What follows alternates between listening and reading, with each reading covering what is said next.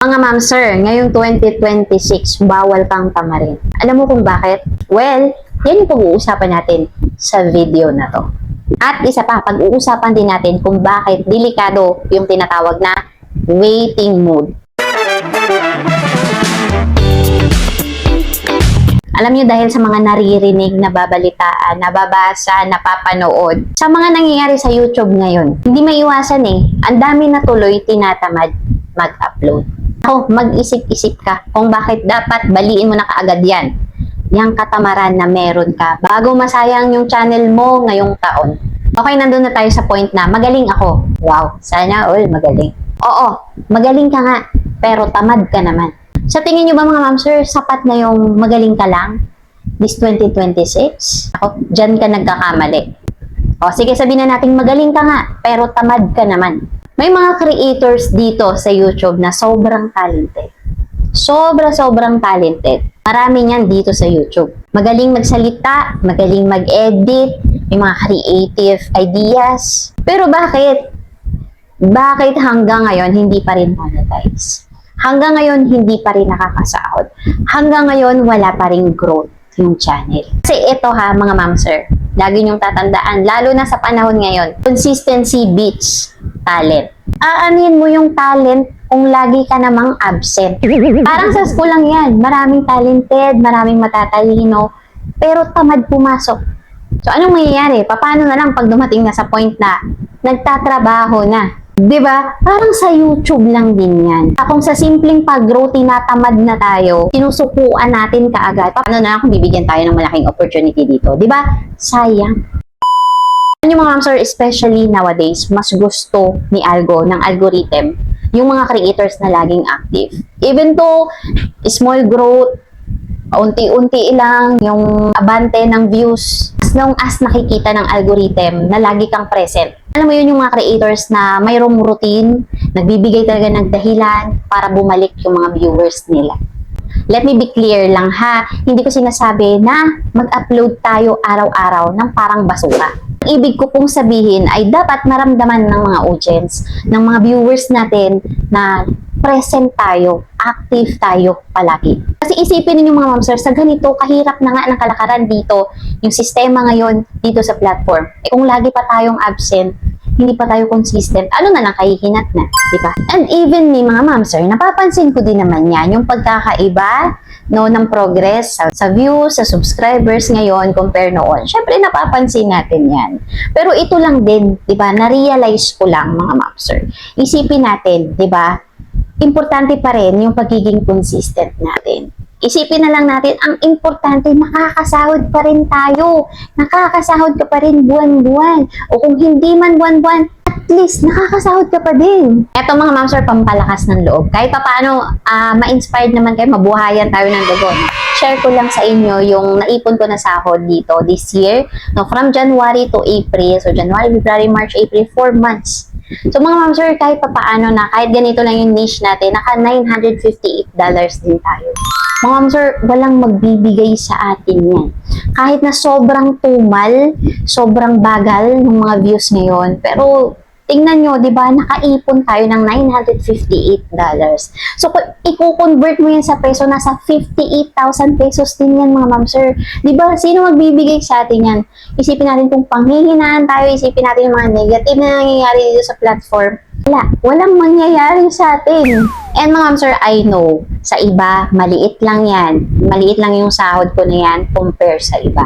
Pero for me, malaki na yan. Alam nyo ba na dyan ko kinuha yung pinang-enroll sa anak ko ngayon? Diba? Kaya sobrang laking tulong kahit na merong mga ganitong changes sa platform. So, piliin pa rin nating magstay, piliin pa rin nating magpatuloy. And kung hindi ka pa sumasahod ngayon, one day, diba, ikaw naman yung sasahod, paano ka makakasahod? Kung ngayon pa lang, wala na, pinanghihinaan ka na, ayaw mo na magpatuloy, kaya sa mga nababalita mo, napapanood mo, ganito, ganon, mahirap na. Pero ang totoo mga ma'am sir, kailangan na talaga kasi nating mag-effort. Kaya this 2026, bawal tamarin. Kung tatamarin ka, magpapadala ka sa agos ng mga nangyayari ngayon, lalo ka talaga hindi makakasahod. Yan. Okay, ito naman, pag-usapan natin. May mga creators na naiiwan dahil sa katamaran. Aray ko. Masakit pakinggan mga ma'am sir, pero yan yung realidad ngayon na nangyayari sa YouTube. Akala mo maraming mga creators yung naubusan ng swerte, 'di ba? Yung pala naubusan na ng momentum kaya biglang nawala. Biglang naging inactive. Samantalang itong isang creator na to na kahit 200 views lang, 500 views lang siya, 1K views lang siya, nagpapatuloy, nag-i-stay, hindi nawawala ng pag-asa. Diba? Nonchalant, kumbaga, sa mga nangyayari. Yan yung mga consistent na creators. Diba? Hindi natin alam kung ngayon man mabagal. Who knows, after how many months, umukay ulit. Biglang sumabog yung channel niyang 200 views lang, 100 views lang, biglang sasabog after how many months. Diba? Walang nakakaalam. Tapos sasabihin ng mga kakilala mo sa platform, ay, ang swerte mo naman, ang swerte naman ng channel mo. Pero hindi nila alam, wala talagang swerte dito sa YouTube. Punan mo, puyat pagod. Failed uploads, dead videos, yung mga panahong gustong-gusto mo na talagang sumuko. Tandaan natin mga ma'am sir, YouTube rewards those people who survives long enough. Ayan mga ma'am sir ha, kaya wag tayong tatamarin. Ngayon naman pag-uusapan natin, bakit delikado yung tinatawag na waiting mode. Alam nyo ba na yung waiting mode na yan, isa yan sa mga problema ng mga creators dito. Waiting mode, ay saka ko na to i-upload kapag may bago na akong vlogging microphone. Saka na kapag meron na akong iPhone para malinaw. Saka na ako mag-upload, saka ko na to i-edit kapag inspired na ako. Para kasing wala ako sa mood ngayon eh. Binasted kasi ako ng nililigawan ko. Maligo ka kasi. Alam mo na ang init-init ng panahon ngayon na amoy putok ka pa. Ha? Charot. Ano pa? Ay, saka ko na to itutuloy kapag may perfect idea na ako. Kapag buo na yung loob ko. Kapag hindi na ako nahihiya, kasi medyo nahihiya pa ako ngayon. Kapag meron na akong confidence.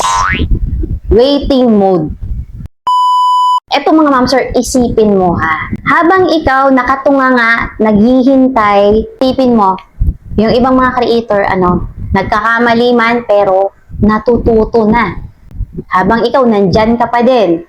Isipin mo, may mga creator na nag-e-experiment para gumaling, mag-improve. Tapos ikaw, nasa waiting mode pa din. Ito mga ma'am sir sa mga, alam niyo sa mga baguhan, para lang malaman niyo na yung YouTube ngayon ay parang negosyo na. Dati kasi parang hobby lang di ba? Parang hobby lang yung tingin natin sa YouTube. Di ba? For entertainment. So, YouTube now ay parang negosyo na. Di ba? Parang business na rin siya. Kaya habang nag-i-evolve yung platform, huwag tayong tamarin. Hindi natin alam kung ano yung, di ba? Kung ano yung pwedeng mangyari sa mga susunod na buwan, may biglang mag-boom, na baka pumabor naman sa atin yung sitwasyon, hindi natin alam. Kaya habang nag-i-improve, nag-i-evolve yung platform, matuto tayong mag-adjust. Adjust lang tayo, pero huwag kang hihinto, huwag tayong hihinto. So, ang masasabi ko lang mga ma'am sir, kung creator ka ngayon dito sa YouTube, hindi sapat na motivated ka lang kapag mataas ang views. Sometimes doon lang tayo sinisipag kapag nakakaranas tayo ng mataas na views, 'di ba? Yung magandang outcome ng mga uploads natin. At oo mga ma'am sir, naiintindihan ko kayo kasi nararanasan ko 'yan na nakakapagod, nakakasawa na, paulit-ulit, walang nanonood, nakaka-frustrate, nakaka-doubt sa sarili. Pero ito yung tandaan yung mga ma'am sir. Maraming mga channels ngayon yung namamatay hindi dahil walang potential, kundi dahil tumigil ng masyadong maaga. Kasi akala nila is wala ng progress, wala ng pag-asa. Kaya ngayong 2026, kung gusto mo talagang mag-grow, bawal kang tamarin. Isipin mo na lang to, sa bawat araw na inactive ka, may ibang creators na mas lumalapit doon sa mga audience mo. Sa 1 week nga lang na maging inactive ka, may kalalagyan na kaagad yung channel mo. So, ayun lang mga ma'am sir, sana nakatulong sa inyo yung video na to, na-motivate kayo, na-inspired kayo kahit papaano, nabuhayan ng loob, nabuhay yung mga ugat-ugat ninyo, yung dugo ninyo. Huwag tayong tamarin, especially this 2026. Very challenging na nga tong year na to sa mga creators dito sa platform, dito sa YouTube, tapos tatamarin ka pa. Diba? Ang hina na nga ng views mo, ang hina na nga ng revenue mo, tapos di ka pa mag-a-upload. Please remember, this 2026, bawal tamarin. So, ayun lang guys. If you think na nakatulong sa inyo yung video na to, please like and subscribe. At i-hit nyo na rin po yung ating notification bell para lagi po kayong updated sa ating mga bagong videos. So, ayun mga ma'am sir, bago ako magtapos, again, gusto ko ulit pasalamatan yung mga members ng ating channel, yung mga bagong members natin. And thank you so much po sa mga nag-rejoin, mga nag-renew na kanilang membership. And thank you so much guys. I hope dumami pa tayo and makasama ko pa kayo ng matagal. And of course, yung mga bagong subscribers natin, kaka-subscribe lang ngayon, ng mga nakaraan, yung mga loyal viewers natin, loyal supporters, yung mga supporters natin dyan. Lagi sa comment section. Every time may bagong upload tayo, ayan, nandyan palagi nakasupport. Thank you so much guys. Grabe, hindi ko alam po paano magpasalamat sa inyo. Hindi ko kayo maisa-isa, pero alam nyo na yan kung sino kayo. Ayan guys, thank you so much po sa inyong lahat. And ayun guys, yung growth ng channel ko, alam nyo, dahil yun sa inyo. Hindi lang yun dahil sa talent ko, dahil sa akin. Hindi. Dahil talaga yun sa inyo. Kaya thank you so much po sa suporta na ibinibigay ninyo, patuloy na ibinibigay ninyo sa channel ko. So, ayun, more power din po sa inyong mga channel and God bless everyone. So, and guys, have a nice day. Thank you for watching. And to my next video. Bye po!